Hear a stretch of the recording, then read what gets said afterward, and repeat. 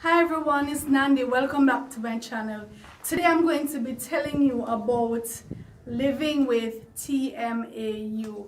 I guess many of you don't have a clue what TMAU is. I myself did not have a clue what it was for a great part of my life, even though I was living with the condition. Now, TMAU is a short for trimethylaminuria. Trimethylaminuria. So basically what that is, in some persons there is the inability to process choline. Choline is a part of it's a naturally occurring substance, and it is contained in certain foods like fish, especially ocean fish, shellfish, typically high protein foods like milk, certain meats, beans, eggs, and so on, very high in choline. The body actually does need choline. There are other sources there are other sources of it, some plant sources as well. And I have, in my research, I've read that your body can actually make some of the choline, right? So in those persons who are unable to process the choline, such as myself, and I didn't know I had this condition, I just saw the effects of it and was baffled as to what was causing this. So when you're unable to process the choline and trimethylamine, your body stores it, and after a while releases it. So it comes out through your pores, any orifice, your pores, your mouth, your nostrils, any orifice on the body, wherever it can find release, and it causes a particular odor. So in some persons, the odor might be rotten egg, it might be of feces, it might be of rotting fish, it might be of garbage. So I guess it depends on the kind of food that was eaten. So like if the person has a particular type that causes fish odor, because TMAU is also called fish odor syndrome. If they eat fish, so it will accumulate, that will accumulate, and then they will smell like rotting fish, right? It doesn't matter if they shower, it doesn't matter. It has nothing really to do with hygiene per se, or wearing deodorant or anything like that. It's just chemicals coming from the skin. Now, when I was little, I would notice this smell, and it's not, for some persons it's a constant smell all the time. For me it was not. For me it was like occasionally, and I didn't know that it had to do with anything that I was eating. I just knew that every once in a while the smell would just erupt, and I didn't know where it was coming from. And I knew that I was bathing regularly like everybody else. I was using deodorant like everybody else, and I would just be there, and you'd have this smell, and then within a minute or so it would go away. So it would just like it rise up and dissipate, and then you're back to normal, smelling fresh like nothing. So it was a mystery to me. And as I grew older, it got worse. Like when, you know, going through puberty, going to high school, it was so bad. There were times when the entire class would run out of the classroom, leaving me sitting there in the classroom. That's how bad it was. Or I would be in the auditorium and we'd be having mass, or we'd be in the canteen and everybody crowded around, and the smell would just erupt, and everybody would dart away from you, and it was very embarrassing. You could be on the bus and it happened, and everybody would be looking at you and think, you know, the thing that people would say, of course, is that you don't take care of your hygiene, you're nasty, you have very poor hygiene, which was not the case. I was very meticulous with my hygiene. And nobody, well, the persons who are close to you can become, is either they don't pick up the smell or they become nose blind to the smell. That happens, right? So you might have persons who you interact with closely or your relatives and they don't have a clue that you have the problem because they're just, it's like they get used to it or they just don't pick it up at all. It's a phenomenon. I don't know why that happens. You know, becoming nose blind to things is pretty normal, but I don't know why, like, family members just don't seem to pick it up at all, some family members. So I went through high school not knowing what this thing was, and it depressed me sometimes because it's like I wanted to solve the problem, I couldn't solve the problem. I went to the school clinic, the doctor, every time I went to a clinic or when I went to a doctor, a private doctor, they would look at me strange, like they were saying, what are you talking about? You don't smell, because it wasn't happening while I was there. Because for me, in my case, it wasn't a constant thing. It would flare up, last about a minute, and then go away. So you'd be telling somebody about this problem and they're looking at you like you're crazy. What are you talking about? And in my case, the odor was more like feces, right? So among your friends, they would think like, well, you just, like you farted, because it would smell like somebody just farted and it flare up and then it goes away, and they would accuse you of farting and you know you didn't, and sometimes it got to the point where you just say, yeah, I did it, I did. And it was very frustrating, very frustrating.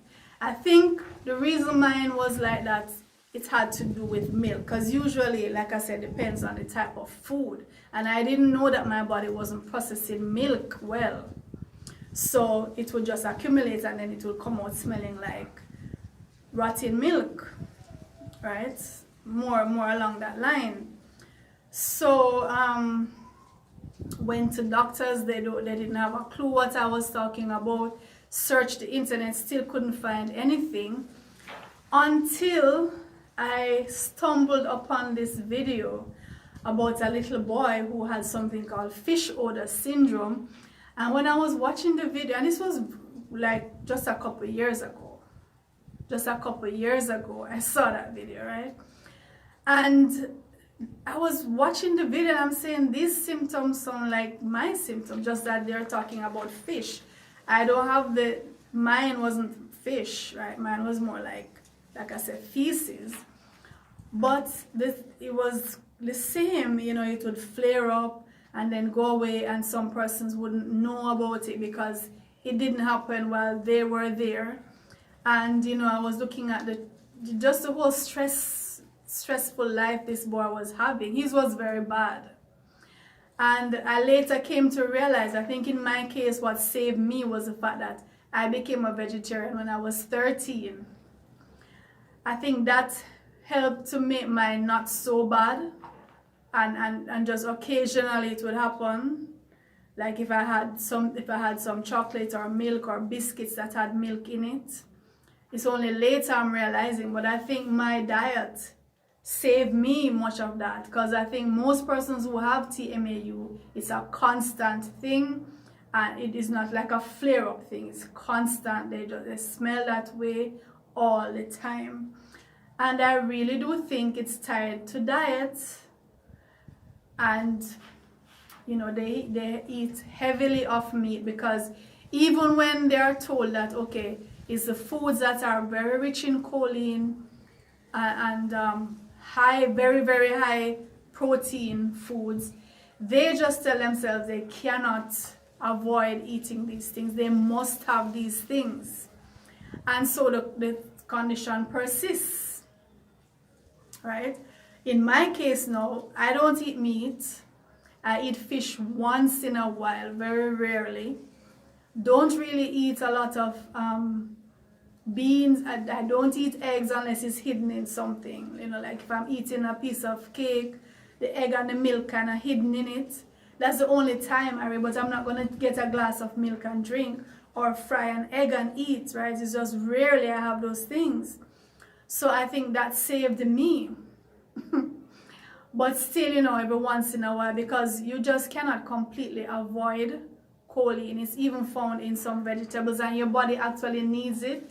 For example, in the making of acetylcholine, which is a neurotransmitter, and in other processes in the body, choline is actually needed.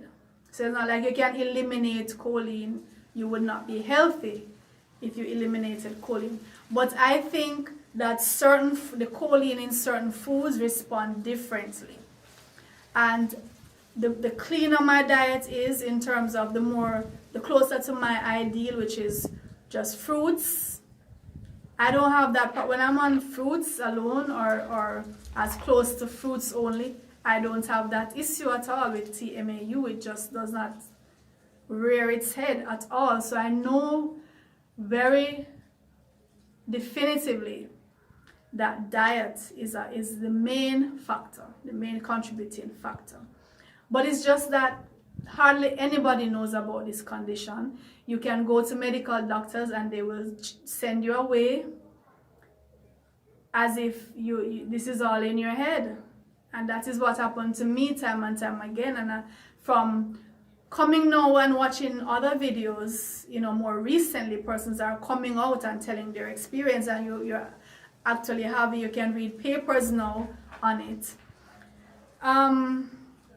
So it's coming more to the front, but still many doctors still don't know. So I wrote a novel called Ashley Smells Like Garbage, about a girl who has TMAU and her experience, which is really mirroring my experience growing up. It's a part of a series of children's books that I'm working on called A Child Like Me. So I look at issues that children face. So in this particular book, Ashley Smells Like Garbage, that is the issue that this girl faces, right? And I did that book to shed light on the condition. And doctors need to be aware of it, teachers need to be aware of it, nurses, anyone who come, because these children, they don't know what's happening. They're doing everything that they're told to. They shower, they wear their deodorant, clean clothes, and they're still having this problem and growing up with the problem, and it's very embarrassing. And not everybody is like me. I'm tough. I'm tough. I'm not broken by stuff like that. I get stronger by things like that, but not everybody is like that. So, you know, we need to get the word out there and to let people know what the condition is. I saw a video about a woman who has TMAU, and you know, she was just sharing her experience, and under it, some comments that people were saying, you know, like, she don't bathe, it's all in her head, and it's because she's white. That kind of comment, because people just don't take it seriously. That this is a real condition. They're gonna say, oh, you're not bathing properly, you're not doing this, you're not doing that, and you might be more meticulous than they are, right? So it limits, when you have TMAU, it can limit your job, the job that you decide to take, because imagine having a problem like that. You would not want to take a job that's going to put you in the middle of people all the time. No, I'm a teacher. I'm with children all the time, you know, but like I said, for me, it's not so bad because of my diet. Because of I eat mainly fruits, I meditate, I have a healthy lifestyle. And again, I'm a strong person, emotionally, spiritually. So not everybody is like that. So many persons out there need the support, and they need the public to understand what this condition is. And they too need to be open to healthy lifestyle choices in order to greatly reduce the impact of this condition, if not eliminate it, right? So That's an option. You have to be willing to do what it takes. You can't be saying, oh, I want this condition to go away, but I'm not giving up the meat, I'm not giving up the beans, I'm not giving up the milk, I'm not giving up the egg, I'm not giving up the seafood, the shellfish. You want to keep having these things, and you know that they are causing it, but you know, you just don't want to give them up. So you need to seriously make that decision. Am I going to live with this condition, knowing what causes it and knowing that I can do something to greatly eliminate it, or make it less, much less? If not, then stop complaining, and you're going to have to lock yourselves away, hide yourselves away, or just be embarrassed anywhere you go, because not everybody knows, at least not as yet, and people are just going to come to one conclusion: that you're a nasty bum. And you might bathe 3 times a day, 4 times a day, right? And change your clothes 4 times a day, and people are just going to say you're a nasty bum because you're not bathing properly, or you smell like shit. So we need to be compassionate and educate ourselves, be open-minded, and also be willing to do what it requires for change, right? If you see where something can make it better, and it means you have to give up something else that you like, make the choice. You know, which one do you prefer? All right, so if you have any questions on TMAU, that big word, trimethylaminuria, trimethylaminuria, you can just type in TMAU if you want to find out some more, or if you want to ask me questions about my experience growing up with this condition, or you can just go ahead and get the book Ashley Smells Like Garbage. It is totally detailed, and you get narrative with it. So it's a story, right? It's fiction, it's a story, there's a storyline to it, but chock full of details on the condition and resources, places you can contact if you need official information, further information on it. So that's part of my lifestyle, guys. I'm sharing it all with you. You know me, you know I'm real, you know I'm honest. I'll just tell it as it is. My experience is my experience. I'm not ashamed, I'm not nothing. I'm just me. This is Kama. So just let me know in the comments if you have any questions, and I'll certainly answer them. So take care till next time.